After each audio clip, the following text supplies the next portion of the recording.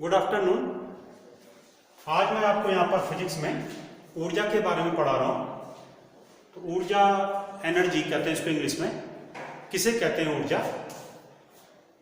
तो किसी वस्तु के कार्य करने की क्षमता वस्तु की ऊर्जा कहलाती है। कि जैसे कोई पत्थर है, ये माना कोई पत्थर है, इसको हमने जमीन से इतना ऊपर उठा दिया तो इसमें ऊर्जा है। इसका पता कब चलेगा? जब मैं इसको नीचे छोड़ूंगा तो ये पत्थर नीचे कुछ ना कुछ अगर किसी पे लग गया तो उस पर कुछ ना कुछ चोट करेगा, उसको कुछ हानि पहुंचाएगा। तो तभी हुआ जब इसमें क्या है, कुछ ऊर्जा है। तो कार्य करने की जो क्षमता है वो वस्तु की ऊर्जा कहलाती है। अगर किसी वस्तु में ऊर्जा नहीं है तो वस्तु कभी भी कार्य नहीं कर सकती है, और अगर किसी वस्तु में जितनी ऊर्जा होती है वो वस्तु उतना ही कार्य कर सकती है।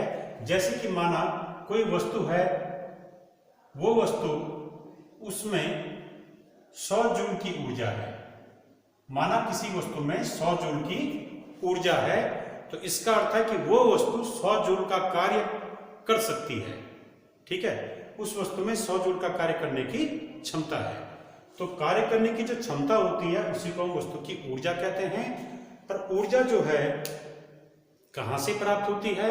जैसे अगर हम मनुष्य की बात करें तो हमको जो है ऊर्जा भोजन से, दूध से, माने खाद्य पदार्थों से हमको ऊर्जा प्राप्त होती है। अब ऊर्जा जो है, जैसे कि माना ये जमीन है, जमीन से हमने सपोज किसी, ये पत्थर था, ये कोई पिंड है, इसको इतना ऊपर उठा दिया तो ये यहां पर धरातल है, तो धरातल से हमने इस पिंड को माना 5 मीटर की ऊंचाई तक उठाया। ये ऊंचाई है 5 मीटर। इसका भार है, माना इस पिंड का भार mg है, तो ये भार यहां पर भी काम कर रहा होगा नीचे की ओर।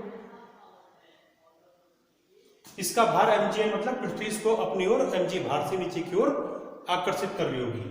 तो जब हम इस पिंड को 5 मीटर ऊपर उठाएंगे तो हमें इस समय इस पिंड पर लगने वाला जो गुरुत्वाकर्षण बल है उस बल के विरुद्ध हमको ऊपर उठाने में कुछ न कुछ कार्य करना पड़ेगा।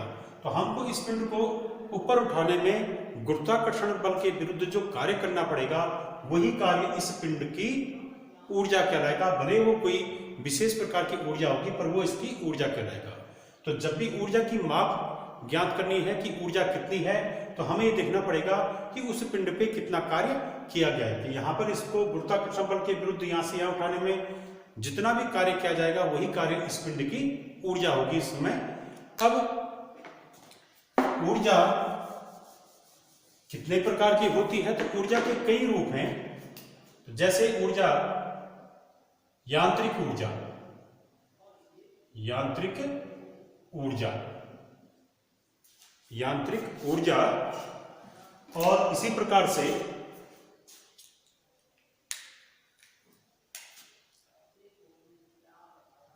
चुंबकीय ऊर्जा, वैद्युत ऊर्जा, चुंबकीय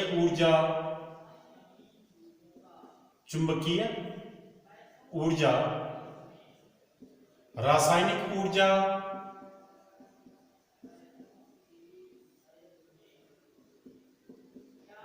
नाभिकीय ऊर्जा,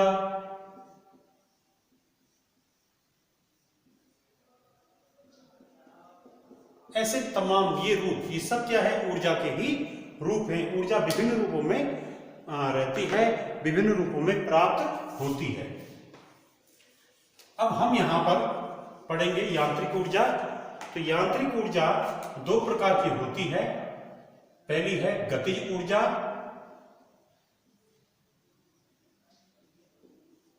और दूसरी है स्थितिज ऊर्जा।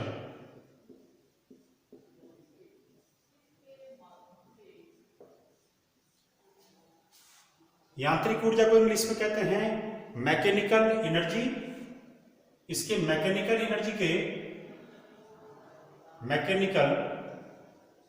एनर्जी और इसके दो पार्ट हो गए, गतिज ऊर्जा और स्थितिज ऊर्जा। गतिज ऊर्जा को इंग्लिश में कहते हैं काइनेटिक एनर्जी, इसको कहते हैं स्थितिज ऊर्जा को कहते हैं पोटेंशियल एनर्जी। तो अब मैं इनको 1 बाय 1 पढ़ा रहा हूं। तो देखिए यहां पे गतिज ऊर्जा,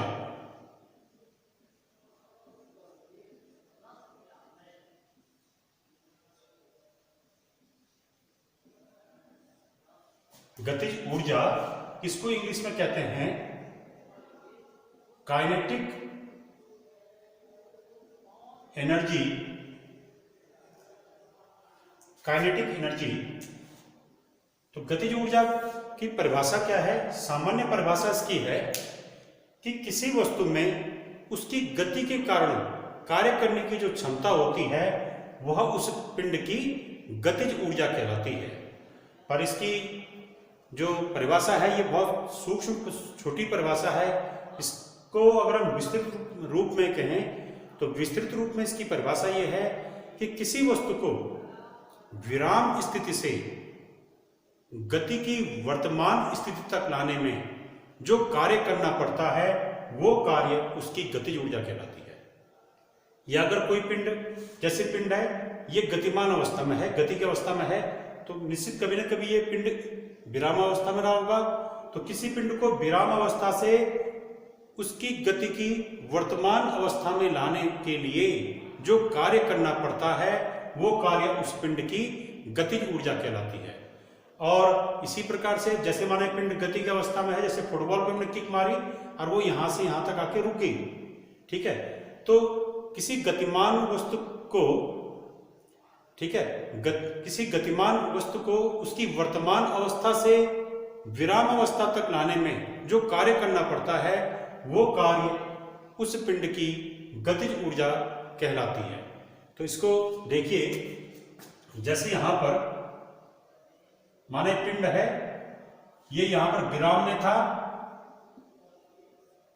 n द्रव्यमान का पिंड, इस पे बल लगा, इस पे बल लगा F बल लगने पे ये पिंड यहां पहुंच गया, ठीक है, बल लगने पे गति की अवस्था में आया और ये यहां पर पहुंच गया, इसका वेग हो गया v, ठीक है, यहां पर एक विराम में था, यहां इसका वेग हो गया v, द्रव्यमान इसका m है। तो इस पिंड को यहां से यहां विराम अवस्था से गति की इस अवस्था में लाया गया। इस दौरान इस पिंड ने माना s दूरी तय की और यहां पर त्वरण जो है, क्योंकि वेग में परिवर्तन हो रखा है, पहले विराम में था, प्रारंभिक वेग 0 है, कुछ देर बाद s दूरी तय करने के बाद इस पिंड का वेग v हो गया है, तो यानी वेग में परिवर्तन हुआ है तो त्वरण भी होगा। तो मानव पिंड में त्वरण a उत्पन्न हुआ और इस पिंड पर कितना बल लगा? F बल लगा, माना इस पे अचर बल F लगा। तो अचर बल F लगने पे विराम अवस्था वाला कोई पिंड s दूरी तय कर लेता है और यहां पर इसका वेग v हो जाता है, त्वरण a है। तो हम यहां पर देख रहे हैं कि ये पिंड बल लगने पे कुछ विस्थापित हो गया, तो विराम अवस्था से इसको गति की इस अवस्था तक लाने में, गति की वर्तमान अवस्था तक लाने में यहां पर जो कार्य किया जाएगा इस पिंड पर, वही कार्य इस पिंड की गतिज ऊर्जा कहलाएगा। या इसके विपरीत, जैसे माना ये पिंड था, ये गति की अवस्था में था और ये किसी धरातल पे, जैसे फुटबॉल है, माना इसका द्रव्यमान m है, ये गति करते हुए आगे बढ़ी, घर्षण बल इसकी गति के विपरीत दिशा में लगेगा इधर की ओर, तो घर्षण बल जो लगेगा, इस घर्षण बल के कारण ये पिंड माना यहां पर आने पे क्या हो गया, ये रुक गया। तो कोई पिंड गति की अवस्था में था परंतु घर्षण बल के प्रभाव के कारण ये पिंड कुछ दूर जाके रुक गया। तो वहां पर पिंड क्या है कि किसी पिंड को गति की वर्तमान स्थिति से विराम अवस्था तक लाने में घर्षण बलों के द्वारा या घर्षण बल के विरुद्ध जो कार्य किया जाता है वो कार्य इस पिंड की गतिज ऊर्जा कहलाता है। ठीक है, ये यहां से यहां है तो ये घर्षण बल के विरुद्ध कार्य करते हुए यहां पर आया, तो गतिमान पिंड अपनी वर्तमान से विराम अवस्था तक आने में घर्षण बलों के विरुद्ध जो कार्य करता है वो कार्य उस पिंड की गतिज ऊर्जा कहलाता है। तो गतिज ऊर्जा को हम गति से विराम अवस्था तक लाने में किए गए कार्य के रूप में भी दे सकते हैं, या गतिमान स्थिति से विराम स्थिति तक लाने में किए गए कार्य के रूप में भी इसकी परिभाषा दे सकते हैं। तो मैं यहाँ पर एक परिभाषा के रूप में इसकी डेरिवेशन कर रहा हूं कि गतिज ऊर्जा का सूत्र क्या होता है। तो देखिए, माना ये पिंड है, ये पहले विराम में था, यहाँ पर इसका प्रारंभिक वेग 0, इस पे बल F लगा, तो s दूरी चलने के बाद इसका वेग हो गया v, द्रव्यमान m है, इसका त्वरण a है। तो अगर हम यहाँ पर गति के तृतीय समीकरण से देखें, तो गति के तृतीय समीकरण से गति का तृतीय समीकरण है v² = u² + 2as। तो v² = u 0 है, विराम में है पिंड, प्लस 2a त्वरण है, s चली गई दूरी है। तो यहां पर s बराबर आ जाएगा v² / 2a। ये जो है पिंड द्वारा तय किया गया विस्थापन कि F बल लगने पे पिंड कितना विस्थापित हुआ, तो ये विस्थापन का मान आ गया s बराबर v² / 2a। अब जो है हमने निकालना कार्य कि इस पिंड को स्थिर अवस्था से गति की अवस्था में लाने में किया गया कार्य। तो पिंड पर किया गया कार्य, पिंड को विराम अवस्था से गति की अवस्था में लाने में किया गया कार्य। तो ये कार्य आ जाएगा W बराबर, कार्य बराबर होता है बल, तो बल यहां पर लगा F इंटू बल की दिशा में विस्थापन, बल की दिशा में कितना विस्थापन हो गया यहाँ पे s। अब यहां पर अगर हम F का मान रखें न्यूटन की गति विषयक द्वितीय नियम से, तो F का मान होता है m इंटू a, और s के स्थान पे s रखा। अब s का मान हम यहां से रख देंगे, s का ये वाला मान हम यहां पे रख देंगे। तो क्या रखेंगे यहाँ पे समीकरण नंबर 1 से s का मान W बराबर m इंटू a, W बराबर m के स्थान पे m रखा, a के स्थान पे a रखा, s के स्थान रख दिया v² / 2a। तो a से a कैंसिल, तो W बराबर आ गया, यहां पर 1 मान सकते हैं, 1/2 mv²। तो ये हमारा आ गया कि वस्तु को विराम अवस्था से गति की अवस्था में लाने में किया गया कार्य। और यही कार्य, जो ये कार्य आ रहा है, यही कार्य इस वस्तु की गतिज ऊर्जा कहलाता है। तो यही क्या होगा, यही कार्य वस्तु की गतिज ऊर्जा है। तो गतिज ऊर्जा का सूत्र आ गया, गतिज ऊर्जा E k लिख दो इसको, E k काइनेटिक एनर्जी बराबर ½ mv²। ये जो है गतिज ऊर्जा का सूत्र हो गया, ये वाला ½ mv²। अब जो है यहां पे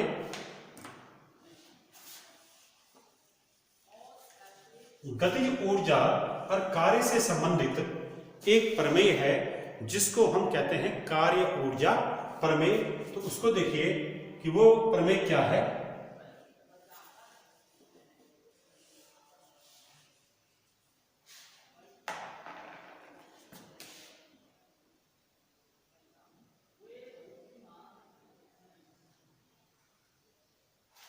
माना ये कोई पिंड था m द्रव्यमान का, ये गति की अवस्था में था, यहां पर इसका वेग है u, और s दूरी चलने के बाद यहां पर इस पे बल इसका वेग है यहां पे u, और यहां पर इसका वेग माना कितना है v। यहां पर जब इसका वेग u था, तो इस पे कितना कुछ ना कुछ बल लगा होगा, जिस बल के कारण इसके वेग में क्या हुआ, परिवर्तन हुआ। तो इस पे बल लगा माना F। तो माना m द्रव्यमान का कोई पिंड गतिमान है, और इस पर इसका किसी क्षण इसका वेग था u, इस समय इस पे बल F लगा, अचर बल F लगा, अचर बल है, और इस बल के कारण s दूरी चलने के बाद इस पिंड का वेग हो गया v। इस पिंड का वेग है v। यहां पर त्वरण माना, त्वरण सपोज यहां पर कितना है a। तो यहां पर मैं आपको पढ़ा रहा हूं कार्य ऊर्जा प्रमेय, कार्य ऊर्जा प्रमेय।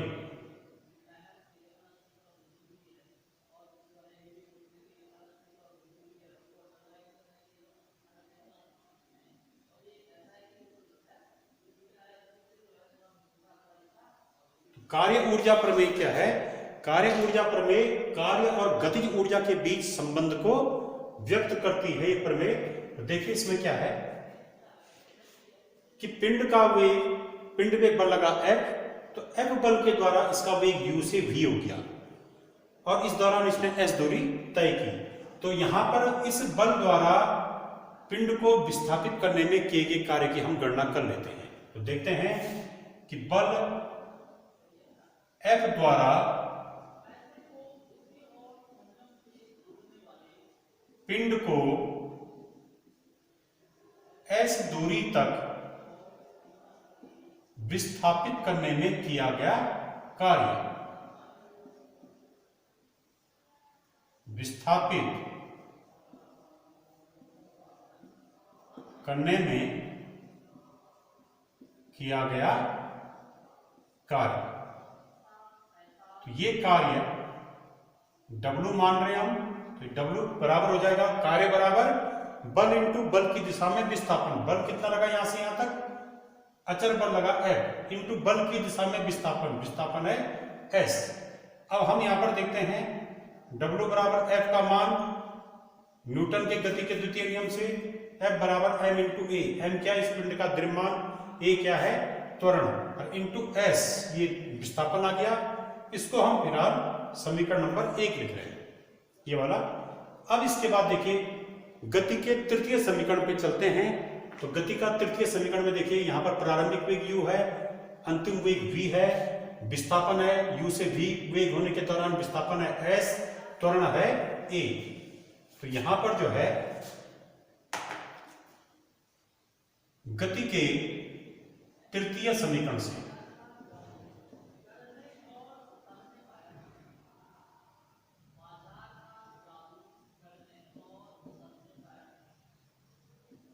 गति का तृतीय समीकरण है v square equal to u square plus 2as। इससे हम यहां पर अगर u को इधर ला जाए बाईं तरफ तो v square minus you square बराबर ये 2as रह जाएगा। अब हम क्या कर रहे हैं, यहां पर ये मान 2as है, हम यहां पर इस मान को देखिए, इसको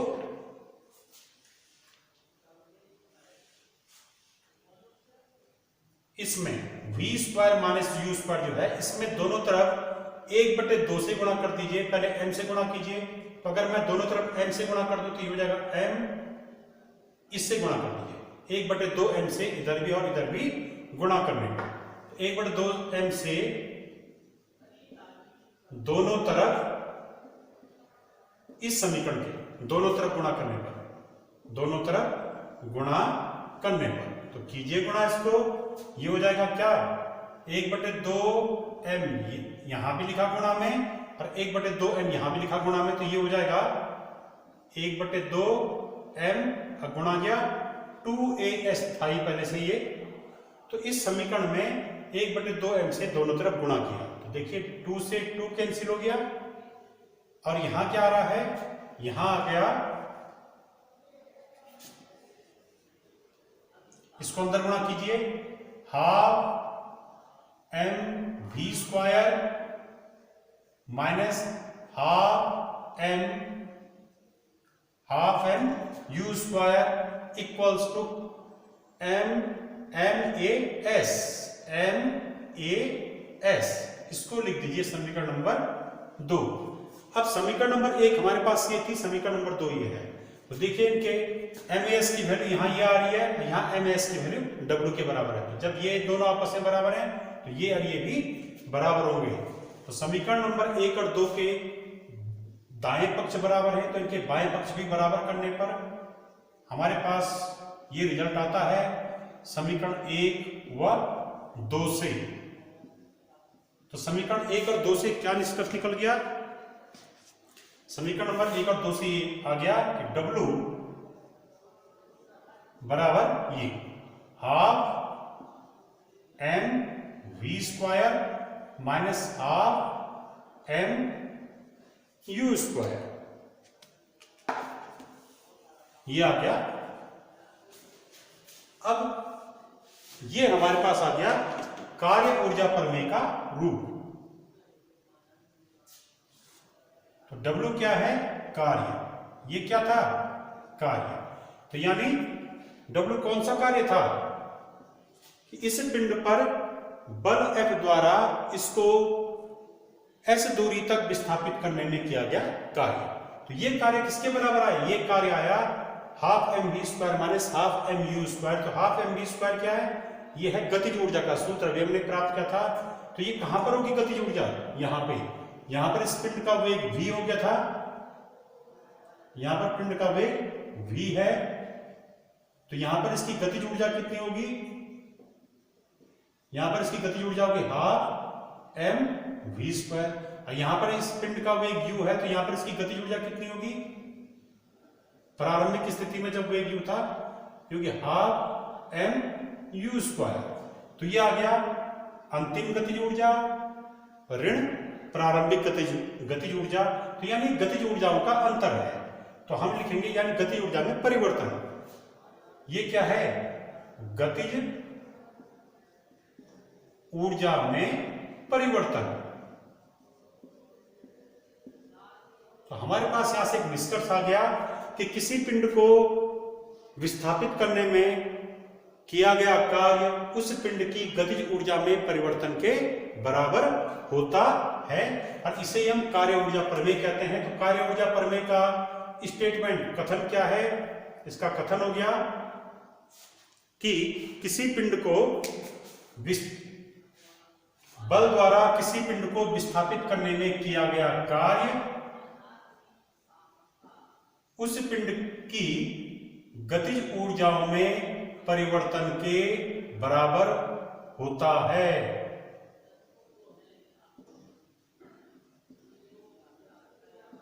इसे ही हम कार्य ऊर्जा प्रमेय कहते हैं, इसे हम कार्य ऊर्जा प्रमेय के नाम से जानते हैं। ये तो इसमें कई बार न्यूमेरिकल आता है कि W बराबर half m v square minus half m u square. अब ऊर्जा कैसी राशि है? ऊर्जा जो है अदिश राशि है, क्योंकि ऊर्जा की माप हम किससे करते हैं? ऊर्जा की माप हम कार्य से करते हैं। तो ऊर्जा अदिश राशि है।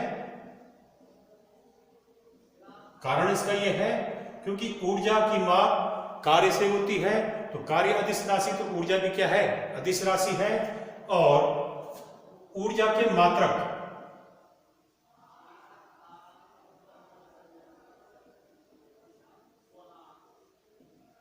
ऊर्जा के मात्रक वही हैं जो कार्य के मात्रक होते हैं।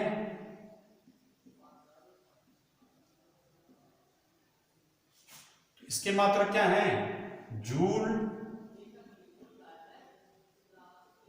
न्यूटन मीटर, कैलोरी,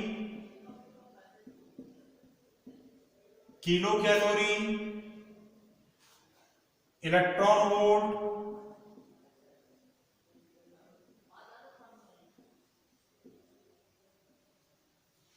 ये ऊर्जा के मात्रक हैं। पर ऊर्जा का ऐसा ही मात्रक है जूल, और जो ऊष्मीय ऊर्जा है उसको कैलोरी या किलो कैलोरी में मापा जाता है। अब ऊर्जा की जो छोटे मात्रक है, छोटे मात्रक भी हैं, जैसे जूल इसका बड़ा मात्रक है, तो छोटा मात्रक इसका अर्ग हो गया। अर्ग इसका सीजीएस पद्धति में मात्रक है ऊर्जा का। यानी जो कार्य का मात्रक होगा वो ऊर्जा का मात्रक होगा। ऊर्जा की विमा, तो ऊर्जा की विमा बराबर कार्य की विमा, क्योंकि ऊर्जा की माप कार्य से की आती है, तो जो कार्य की विमा होगी वही ऊर्जा की विमा भी आएगी। तो ऊर्जा की विमा हो गई, जो कार्य की विमा है ml² t की पावर -2, तो यही जो है ऊर्जा की विमा भी है। अब इसके बाद यहां पे हमने गतिज ऊर्जा पढ़ लिया, तो गतिज ऊर्जा के बाद कार्य ऊर्जा प्रमेय पढ़ ली। अब हम यहां पर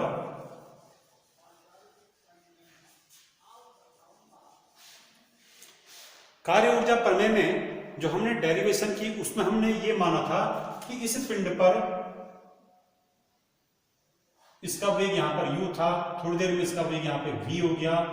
यहां पर जो इस पे बल लगा F, ये अचर बल माना गया था, परंतु अगर ये परिवर्ती बल हो, माना ही परिवर्ती बल है, तो तब कार्य ऊर्जा प्रमेय कैसे निकालते हैं।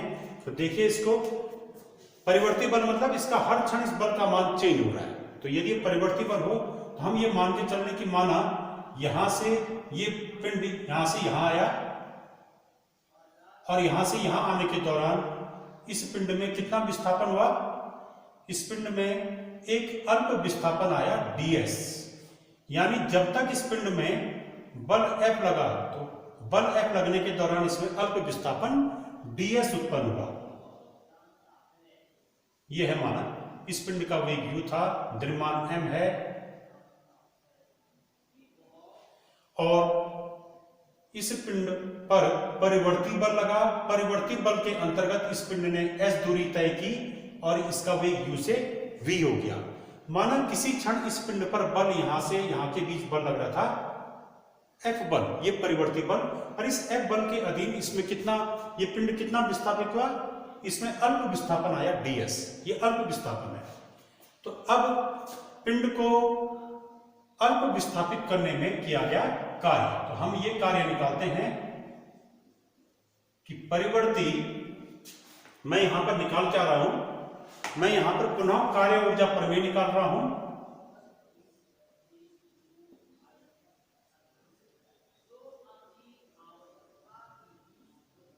कब, जब बल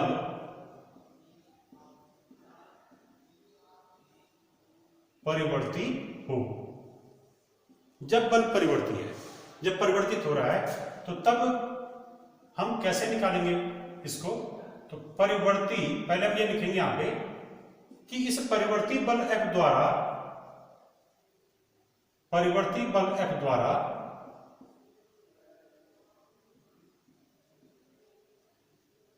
अल्प विस्थापित करने में किया गया कार्य,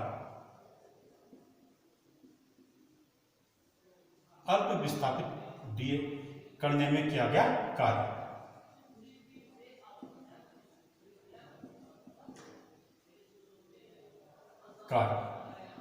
ये निकाल देंगे कि पिंड को परिवर्ती बल द्वारा अल्प विस्थापित करने में किया गया कार्य। इस पिंड को अल्प विस्थापित करने में कितना कार्य करना पड़ा, तो माना जब अल्प विस्थापित कर रहे हैं तो कार्य भी क्या लिया जाएगा, अल्प कार्य लिया जाएगा। इसको अल्प विस्थापित करने में किया गया अल्प कार्य, तो ये कार्य होगा कार्य बराबर बल, तो बल लगा यहां से कितना F, और इसमें अल्प विस्थापन आया ds। अब इस पिंड को अल्प विस्थापित करने में इतना कार्य आया। अब देखिए यहां पे F बराबर न्यूटन के गति का द्वितीय नियम लीजिए, m इंटू a, और यह आ गया ds, यह आ गया dw बराबर m, और a के स्थान पर रखिए dv by dt। dv by dt, a क्या है, त्वरण, a क्या था, त्वरण, और त्वरण का सूत्र होता है वेग परिवर्तन की दर। वेग परिवर्तन की समय दर को हम क्या कहते हैं, त्वरण कहते हैं। तो ये इसका सूत्र है, a के स्थान पर हम dv बाई dt लिख सकते हैं, और ये ds। अब इसके बाद देखिए इसको,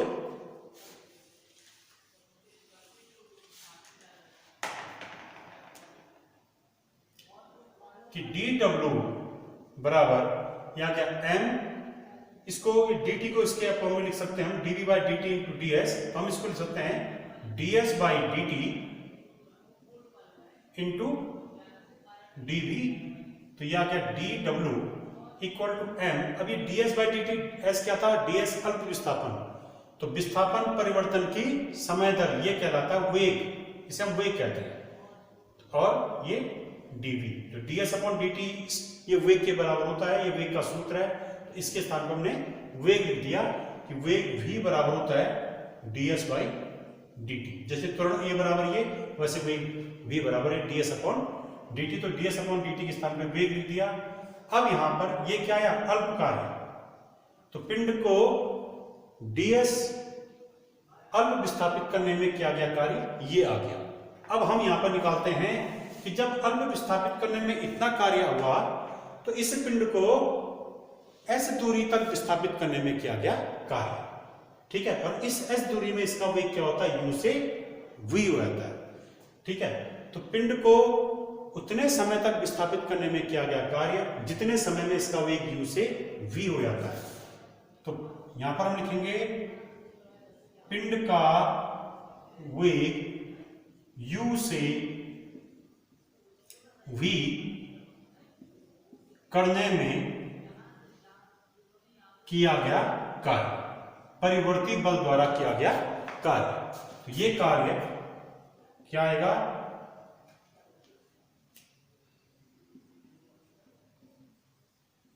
किया गया कार्य। तो ये कार्य अगर हम इसको समीकरण नंबर 1 माने तो इसका समाकलन करने का आएगा। कैसे, हम यहाँ पे ऐसे कई अल्प कार्य निकाल देंगे कि यहाँ से पिंड पहले यहाँ आया होगा तो यहाँ पर अल्प कार्य डी डब्ल्यू, फिर पिंड यहाँ से आएगा तो यहाँ पर फिर अल्प कार्य डी डब्ल्यू, फिर यहाँ से पिंड यहाँ है तो फिर अल्प कार्य डी डब्ल्यू, या यहाँ के कार्य को डी डब्ल्यू 1 कहते हैं, यहाँ के कार्य को, यहाँ से यहाँ के कार्य को डी डब्ल्यू 2 कहते हैं, यहाँ से यहाँ के कार्य को डी डब्ल्यू 3 कह दिया, फिर यहाँ से पिंड यहाँ आएगा, यहाँ के कार्य को डी डब्ल्यू 3 कह दिया। अब तब यहाँ से पिंड यहाँ है तो यहाँ के कार्य को डी डब्ल्यू 4 5 कह दिया। तो यहाँ से यहाँ तक आने में किया गया संपूर्ण कार्य होगा इन अल्प कार्यों का, इन छोटे छोटे कार्यों का सतत योग। और सतत योग को हम क्या कहते हैं, समाकलन कहते हैं। तो इसका अर्थ है कि जो यहाँ पर अल्प कार्य आया इसका हम यदि समाकलन कर दें तो वो समाकलन क्या देगा, वो देगा हमको कुल कार्य। तो ये आ गया तो पिंड को इतना विस्थापित करने में किया गया कार्य कि जिससे उसका वेग u से v हो जाए, तो किया गया कुल कार्य। ये कार्य आ जाएगा, इन दोनों का इंटीग्रेशन कर देंगे तो यहां इंटीग्रेशन dw बराबर यहां इंटीग्रेशन mv dv। अब जो है यहां पर निश्चित बिंदु से निश्चित बिंदु तक पिंड गया है तो यहां पर निश्चित समाकलन होगा। तो यहां पर समाकलन हो रहा है वेग के सापेक्ष, तो यहां पर हम वेग का प्रारंभिक मान लिखेंगे लोअर लिमिट के रूप में, और वेग का अंतिम मान ये आ जाएगा यहाँ पे अपर लिमिट के रूप में। जब इस पिंड का वेग u था तो यहाँ पर इस पे उस टाइम प्रारंभिक स्थिति थी, उस टाइम कोई कार्य नहीं किया गया, और इसको u से v करने के दौरान इसका वेग उस समय इस पे कार्य किया गया माना कैपिटल W। तो ये लिमिट यहां से आ जाएगी और इसका मान आ जाएगा, यहां पर हम 1 मान लेते हैं, यहां पर 1 मान ले तो 1 का W के सापेक्ष समाकलन ये हो जाएगा W, और ये बड़े कोष्ठ के अंदर रखा इसको और लिमिट लगा दी 0 टू W। ये समाकलन किया गया। इसका समाकलन कैसे करेंगे, ये m कांस्टेंट है, इसको हम बाहर लिख सकते हैं, ये अचर राशि है। तो v के सापेक्ष समाकलन ये इस सूत्र से आएगा कि x की पावर n का x के सापेक्ष समाकलन क्या होता है, ये होता है x की power n plus 1 upon n plus 1। तो ऐसे ही v की पावर या कितनी है 1, तो v की पावर 1 का v के सापेक्ष समाकलन ये होगा v स्क्वायर अपॉन 2, और बाहर से क्या था यहाँ पे n, लिमिट आ जाएगी u टू v। अब इसको आगे अगर हम करें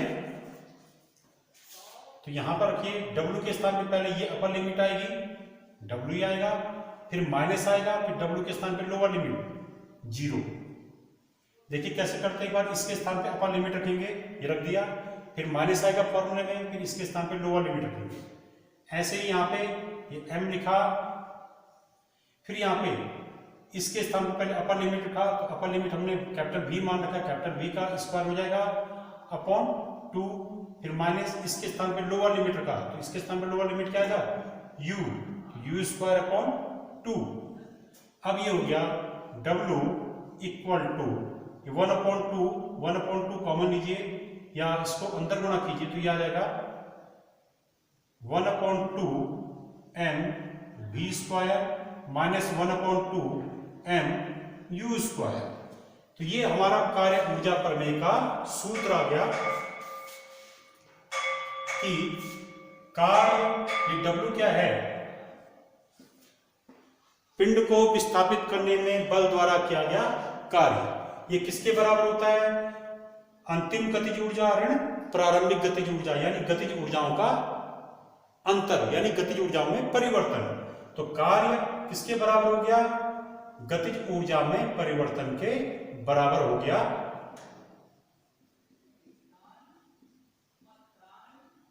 ये तो इसमें हमने देख लिया कि किसी बल द्वारा पिंड को क्षैतिज तल पर विस्थापित करने में किया गया कार्य उस पिंड की गतिज ऊर्जा में परिवर्तन के बराबर होता है। इसी को हम कार्य ऊर्जा प्रमेय कहते हैं। दोनों रूपों में निकाला है, यदि पिंड पर अचर बल लग रहा है या पिंड पर परिवर्ती बल लग रहा है, दोनों दशाओं में इस प्रमेय का रूप एक जैसा रहता है।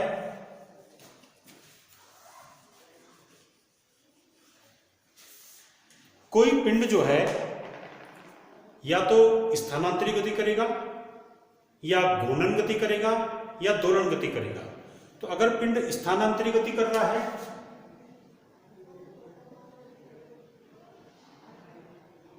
अगर पिंड स्थानांतरीय गति करता है तो उस समय इसकी गतिज ऊर्जा कहलाती है स्थानांतरीय गतिज ऊर्जा। और यदि पिंड घूर्णन गति कर रहा है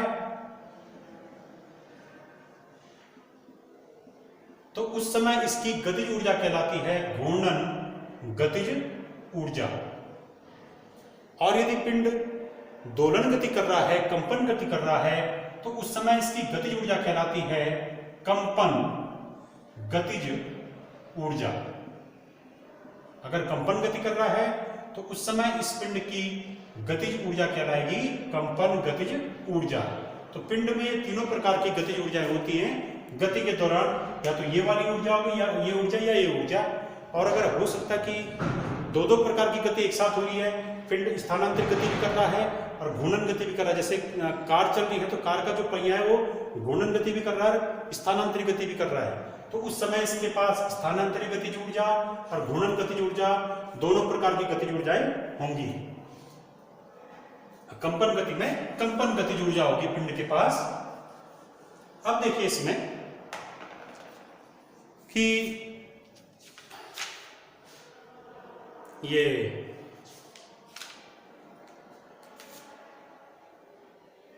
स्थितिज ऊर्जा, स्थितिज ऊर्जा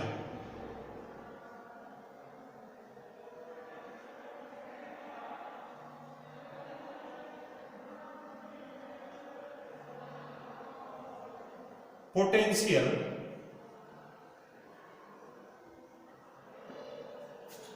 एनर्जी किसे कहते हैं कि किसी पिंड में उसकी स्थिति या उसकी विशेष अभिविन्यास के कारण कार्य करने की जो क्षमता होती है वो उस पिंड की स्थितिज ऊर्जा कहलाती है। कि किसी पिंड में उसकी स्थिति या विकृत अवस्था के कारण उसमें कार्य करने की जो क्षमता होती है उसी को हम उसकी स्थितिज ऊर्जा कहते हैं। स्थिति से मतलब क्या है यहाँ पे, यानी पिंड की विशेष स्थिति के कारण जो ऊर्जा होती है वो स्थितिज ऊर्जा कहलाती है, या पिंड में विकृति के कारण, पिंड के आकार या रूप में विकृति के कारण जो यानी पिंड की विकृत अवस्था के कारण उसमें कार्य करने की जो क्षमता होती है वो उसकी स्थितिज ऊर्जा या पोटेंशियल एनर्जी कहलाती है। तो देखिए इसका मतलब क्या है। स्थिति का मतलब यह है कि जैसे माना धरातल पे कोई पिंड यहां पर था, अब इस पिंड को हमने h ऊंचाई तक यहां तक लेंगे, अब ये पिंड यहां पर है, ये पिंड h ऊंचाई तक गुरुत्वाकर्षण बल के विरुद्ध उठाया गया। ठीक है, अब ये पिंड यहां पर है, तो ये पिंड जितनी ज्यादा ऊंचाई पे होगा इसमें उतनी ही अधिक ऊर्जा संचित होगी। क्यों? क्योंकि इसको जितनी ज्यादा ऊंचाई तक उठाएंगे हम, उतना ज्यादा हमको कार्य करना पड़ेगा। कार्य क्यों करना पड़ेगा? क्योंकि इस पिंड पर पृथ्वी के कारण गुरुत्वाकर्षण बल नीचे की ओर लग रहा होगा, तो इस पे कितना गुरुत्वाकर्षण बल नीचे की ओर लग रहा होगा? जितना इस पिंड का भार होगा। तो माना इसका द्रव्यमान है m, तो इसका भार हो गया नीचे की ओर mg, ये इस पिंड का भार है।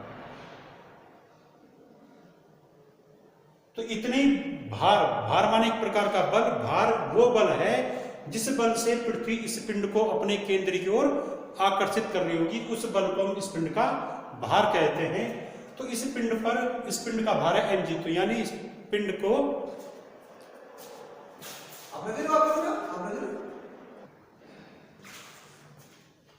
इस पिंड को पृथ्वी जो है अपने केंद्र की ओर mg बल से नीचे की ओर आकर्षित कर रही है। अब हम क्या कर रहे हैं, यानी पृथ्वी इस पे गुरुत्व बल नीचे की ओर लगा रही है mg, अब हम इस पिंड को गुरुत्व बल के विपरीत ऊपर की ओर उठा रहे हैं। तो हमें क्या करना पड़ेगा? गुरुत्व बल के विरुद्ध हमको उसको h ऊंचाई तक उठाने में कार्य करना पड़ेगा। वो कार्य इस पिंड की विशेष स्थिति के कारण संपन्न होगा, इसलिए इस पिंड में वो कार्य एक ऊर्जा के रूप में जमा होता है, वो ऊर्जा कहलाती है इस पिंड की स्थितिज ऊर्जा।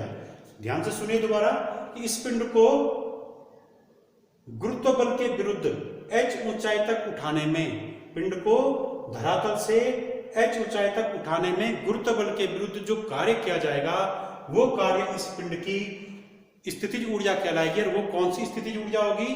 गुरुत्वीय स्थितिज ऊर्जा। तो यहां पर हम जो है गुरुत्वीय स्थितिज ऊर्जा को पढ़ा रहे हैं। गुरुत्वीय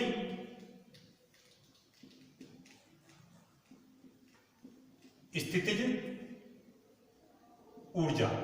तो गुरुत्वीय स्थितिज ऊर्जा, इसको हम U से शो करते हैं, तो U बराबर हो जाएगा इस पिंड पर ऊर्जा बराबर होगा इसको h ऊंचाई तक उठाने में किया गया कार्य। ठीक है, h ऊंचाई तक उठाने में किया गया कार्य। पिंड को धरातल से h ऊंचाई तक उठाने में किया गया कार्य। तो ये कार्य आ जाएगा क्या?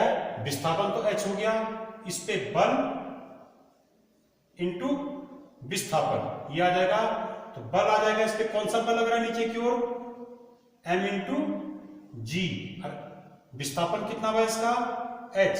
तो इसमें u बराबर आ गया mgh। ये जो है इसका, ये जो कार्य इसमें उठाने में किया गया, यही कार्य इस पिंड की गुरुत्वीय स्थितिज ऊर्जा कहलाती है। इसका सूत्र हो गया U बराबर mgh, जहां m इस पिंड का द्रव्यमान है और g यहां पर गुरुत्वीय त्वरण है, h यहां पर विस्थापन है कि पिंड को कितनी ऊंचाई तक उठाया गया। अब इसके बाद तो जैसे ये पत्थर है, इसको यहां पर उठा दिया, तो इस पत्थर में कौन सी ऊर्जा संचित हो जाएगी? क्योंकि इसको जमीन से उठा के यहां पर रखा गया, तो यहां पर इसमें स्थितिज ऊर्जा संचित हो जाएगी। स्थितिज ऊर्जा के और एग्जाम्पल हैं, जैसे किसी टंकी में रुका हुआ पानी है, बांधों में रुका हुआ पानी है, उनमें स्थितिज ऊर्जा संचित होती है। और तानी गई जो गुलेल है, उसमें भी स्थितिज ऊर्जा संचित होती है। अगर हम जब घड़ी पे चाबी भरते हैं, तो चाबी भरने पर उसकी जो कमानी कस जाती है, उसमें भी स्थितिज ऊर्जा संचित होती है। या ताने के धनुष में भी स्थितिज ऊर्जा संचित हो जाती है। तो इस प्रकार से कई ऐसे उदाहरण हैं, जैसे ये है, जब अवस्था परिवर्तन होता है गैसों में, तो अवस्था परिवर्तन के दौरान अणुओं में जो ऊर्जा होती है, वो ऊर्जा कौन सी है? संचित ऊर्जा वो है उस समय स्थितिज ऊर्जा। अब स्थितिज ऊर्जा के प्रकार क्या हैं? जैसे गुरुत्वीय स्थितिज ऊर्जा, और क्या बोलते हैं इसको, चुंबकीय ऊर्जा, वैद्युत ऊर्जा, ये सब क्या है? स्थितिज ऊर्जा के प्रकार हैं। प्रत्यास्थ स्थितिज ऊर्जा, ये भी स्थितिज ऊर्जा का ही प्रकार है। तो यहां पर हम गुरुत्वीय स्थितिज ऊर्जा को निकाल चुके हैं। इसी प्रकार से हम निकाल रहे हैं प्रत्यास्थ स्थितिज ऊर्जा।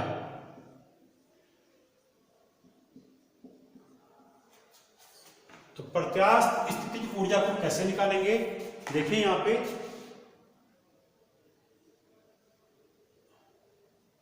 जैसे माना ये कोई दीवार, कोई ये ठोस तल है, यहां पर हमने स्प्रिंग बांध दिया ऐसी, और इस स्प्रिंग के इस छोर पर हमने एक m द्रव्यमान का पिंड लटका रखा है, इसका भार है नीचे की ओर mg। माना हमने इसको यहां से यहां तक खींचा और छोड़ दिया, तो यहां पर ये पिंड क्या होगा, ये इस साम्य स्थिति के दोनों तरफ ऊपर नीचे गति करेगा। कभी यहां से यहां आएगा, कभी यहां से ऊपर तक भी जाएगा, ऐसे यहां तक। तो ये पिंड यहां से नीचे की ओर, फिर यहां से ऊपर की ओर ये गति करेगा। उस दौरान ये स्प्रिंग दबेगी और फैलेगी। तो इसमें क्या हो रहा है, स्प्रिंग के आकार में विकृति उत्पन्न हो रही है। जब हम किसी स्प्रिंग को खींचते हैं तो उस स्प्रिंग में भी, या स्प्रिंग को दबाते हैं, तो उस दौरान स्प्रिंग को दबाने या खींचने में जो कार्य किया जाता है, वो कार्य स्प्रिंग की प्रत्यास्थ स्थितिज ऊर्जा कहलाती है। इस दौरान स्प्रिंग के आकार में विकृति उत्पन्न हो जाती है, और विकृति के कारण इसमें जो ऊर्जा कार्य किया जाता है विकृति उत्पन्न करने के दौरान, वो कार्य ही इसका क्या कहलाता है, प्रत्यास्थ स्थितिज ऊर्जा। तो विकृति के कारण भी क्या होती है, पिंड में कार्य करने की क्षमता होती है। तो जब हम किसी स्प्रिंग को खींचते हैं नीचे की ओर, तो होता क्या है, विस्थापन अगर नीचे की ओर दिया रहा है, तो विस्थापन के विपरीत दिशा में इस पिंड पर एक बल लगता है, जिसे हम कहते हैं प्रत्यानयन बल। प्रत्यानयन बल। तो माना अगर ये पिंड नीचे की ओर खींचा जा रहा है, तो इस पर प्रत्यानयन बल लगेगा ऊपर की ओर। ठीक है, तो जो ये प्रत्यानयन बल होता है,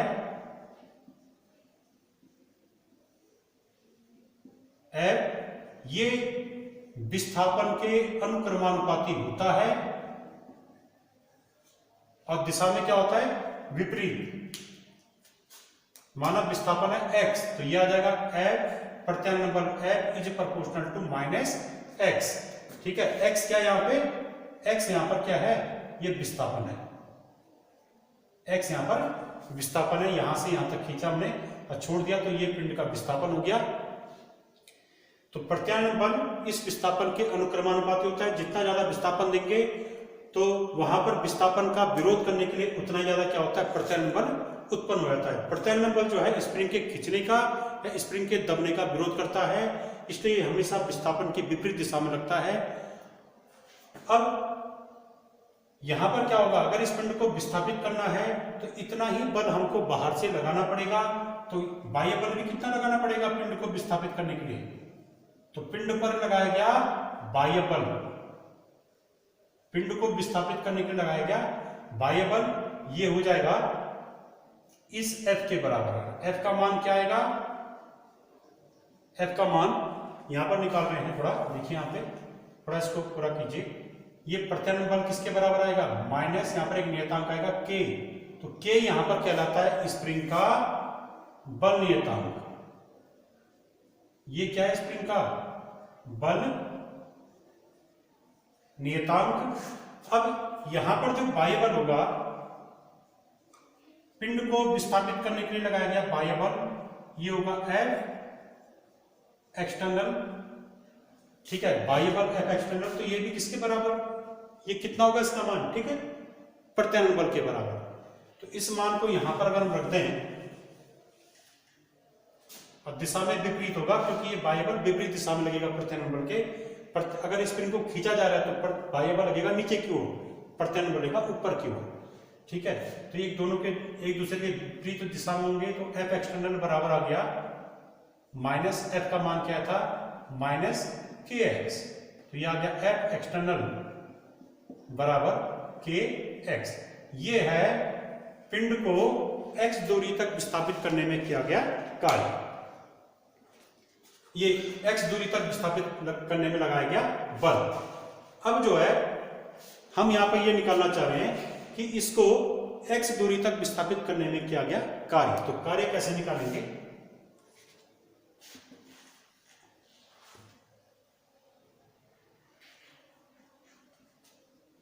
स्प्रिंग को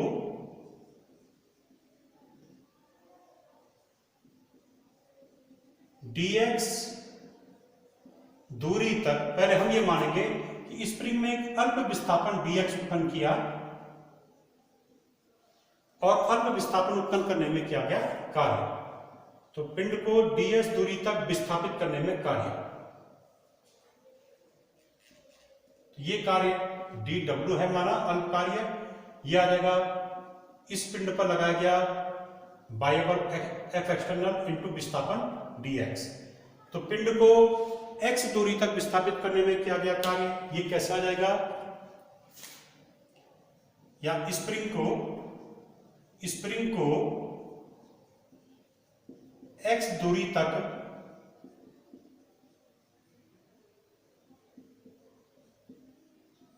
विस्थापित करने में कार्य, ये कार्य हो जाएगा W। इसका दोनों तरफ क्या करेंगे, इस समीकरण 1 में दोनों तरफ इंटीग्रेशन कर देंगे। तो यहां आ जाएगा इंटीग्रेशन dw और यहां आ जाएगा इंटीग्रेशन इसका F एक्सटर्नल और dx का, दोनों तरफ इसका समाकलन कर देंगे। और समाकलन कहां से कहां तक, किस लिमिट से किस लिमिट तक, 0 से x। पहले इस स्प्रिंग में कोई विस्थापन नहीं था तो लोअर लिमिट 0। अब इसमें अंतिम विस्थापन कितना उत्पन्न किया, x, तो अपर लिमिट x। अब यहां पर रखिए मान, तो इसका इंटीग्रेशन हो गया w और यहां पर आ गया इंटीग्रेशन 0 टू x।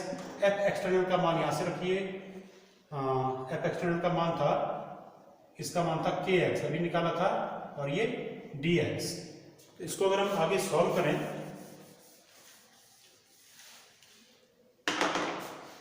तो ये स्प्रिंग को विस्थापित खींचने में किया गया कार्य, तो यह आ जाएगा के इंटीग्रेशन 0 टू x dx। तो यह आ गया w बराबर k और इसका इंटीग्रेशन हो गया x square upon 2, 0 to x। एक फॉर्मूला भी बताया था आपको, x की पावर n है, यहाँ 1 है यहाँ पे, तो x की पावर n का x के सापेक्ष समाकलन होता है x की power n plus 1 upon n plus 1। यहाँ पर n के स्थान पे क्या है, 1 है, तो हम ये मान यहाँ पर रख के इसको निकाल सकते हैं, इसका मान ये निकाल सकते हैं। तो अब यहाँ पर ये आ गया कि एक बार इसमें अपर लिमिट रखिए, तो x के स्थान पे x रखा अपर लिमिट, फिर ये आ गया x स्क्वायर अपॉन 2, फिर माइनस आएगा, फिर x के स्थान पर लोअर लिमिट रखा 0, 0 अपॉन 2 0, तो 0 आ गया। तो ये हमारा अंत में आ गया कि स्प्रिंग को x दूरी तक खींचने में किया गया कार्य। तो ये कार्य जो आया W, ये आ गया 1/2 kx स्क्वायर, जहां k क्या है, स्प्रिंग का बल नियतांक है। तो स्प्रिंग को खींचने में जो कार्य हुआ, यही कार्य स्प्रिंग की प्रत्यास्थ स्थितिज ऊर्जा कहलाती है। तो स्प्रिंग की प्रत्यास्थ स्थितिज ऊर्जा U बराबर, यह आ गया W, और W का मान होता है k हाफ kx स्क्वायर। ये किसी स्प्रिंग को खींचने में या दबाने में किया गया कार्य है, और यही कार्य स्प्रिंग की प्रत्यास्थ स्थितिज ऊर्जा कहलाता है। तो आज हमने यहाँ पर गतिज ऊर्जा, स्थितिज ऊर्जा, विभिन्न प्रकार की गतिज ऊर्जा, स्थितिज ऊर्जा के बारे में पढ़ा, ऊर्जा के बारे में पढ़ा। Thank you.